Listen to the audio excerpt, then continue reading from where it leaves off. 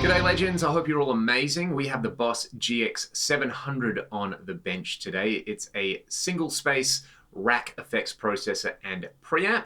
It's kind of like the younger sibling to the Roland GP100 that I did a video with not too long ago. And if you really want to learn about some of the deep tweaking with the effects and the preamp simulations, I'd actually recommend you go and watch the GP100 video. There is a lot of overlap between these two units. Kind of classic Boss and Roland form. They came out with the GP100 and then they repackaged a lot of those things with a slightly different front panel layout on here.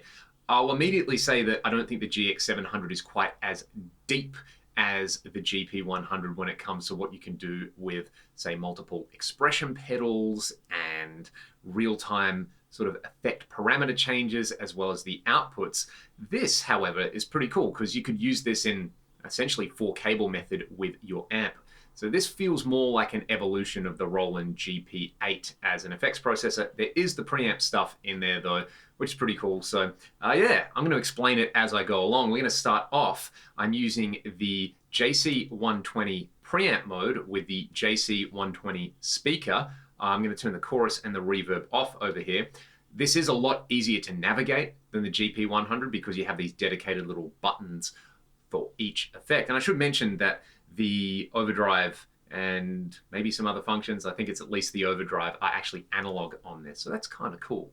Let's have a listen to what the JC120 sounds like with my Strat, and then I'm going to bring the chorus in, some reverb and some delay.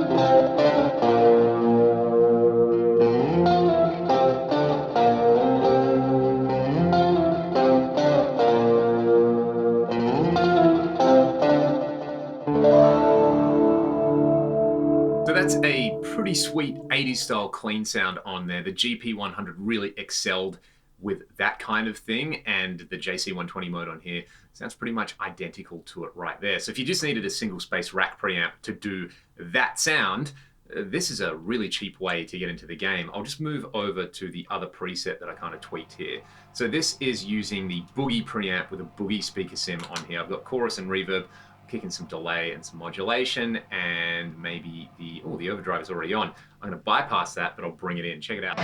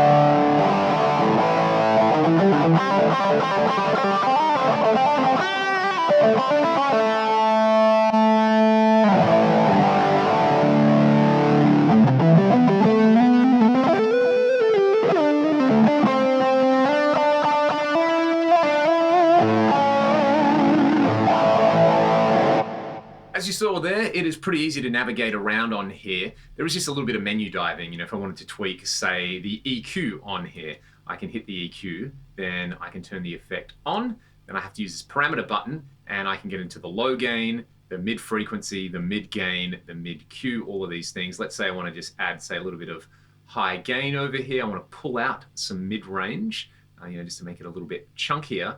And I want to boost a little bit of bass. I've already got that going on there. What I've also done here, and what I kind of discovered with the GP100 is, you know, the speaker sims are nothing really to write home about these days, and the preamps are pretty good just into an IR, but I think they really shine when you run them into a power amp simulation. So I'm running all of this into a stereo power amp sim, and then into good old LTTV Mix 7. It's an IR that I made. You can get it for free in the video description. So this now kind of gives me a better idea of what this can actually do, I guess, in a more modern context. Check this out.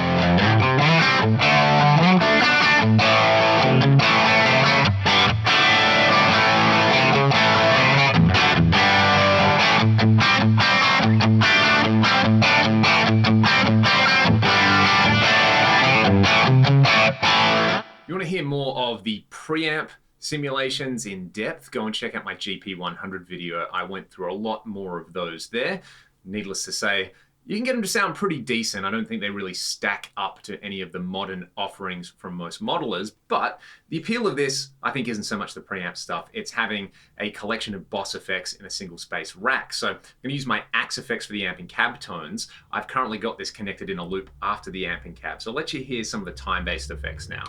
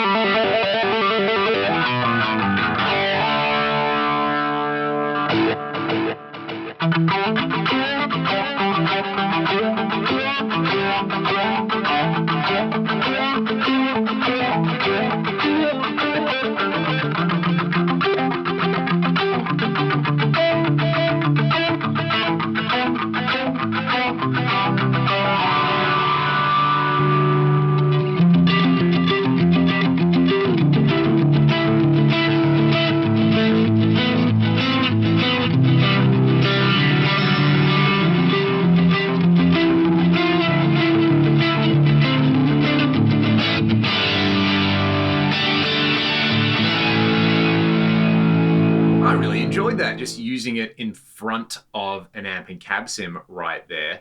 The drives on this are surprisingly good. The fuzz normally is a joke in these kind of units, but that was thick and that was creamy, and I was really enjoying that. The blues drive and the vintage OD on there also, I think, sound fantastic, and considering this costs less than a lot of boutique overdrives do. Obviously, this is now something you can't get new, you got to buy it used, but I paid less than 200 Australian dollars for this. It's pretty amazing that I can get those drive tones out of that, and I've got a compressor, and I've got all the time-based effects in there. And if I want them, I've got the old school kind of preamp and cab sims in there as well.